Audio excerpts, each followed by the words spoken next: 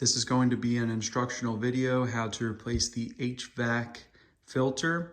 As you can see, we are upstairs or in the master bedroom. Come over here, you can see the air vent near the bathroom. And if you look down bottom, there is a slide. This is a small handle and it will slide across here.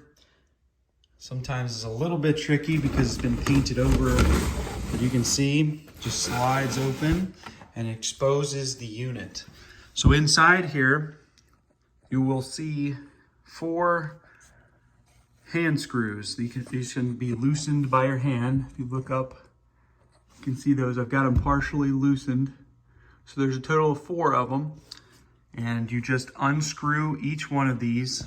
You don't need to screw them all the way out, but you unscrew each one, and I'll do that now. Just to the point where it feels loose. Try not to let them fall out of the actual cover.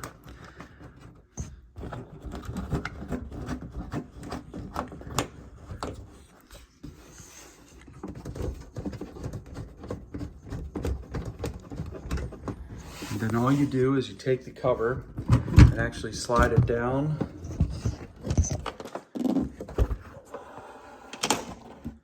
And out of the little hole.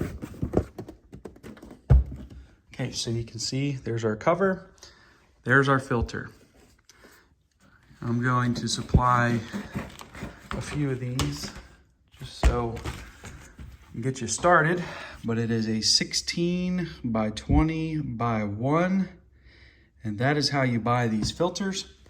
You just slide it in there. Now you'll notice on the bottom of this cover, it says the airflow goes up. So just as long as you place this filter back in with the airflow going up just like that, you'll be fine. So just put the air filter back in. You use a new one, obviously. Just put it back in, slide it in, very simple, so that the airflow is going up. And then you replace this cover. Now it's a little tricky. Don't let any of these thumb screws fall out. You could use a Phillips head, but they're just hand tight.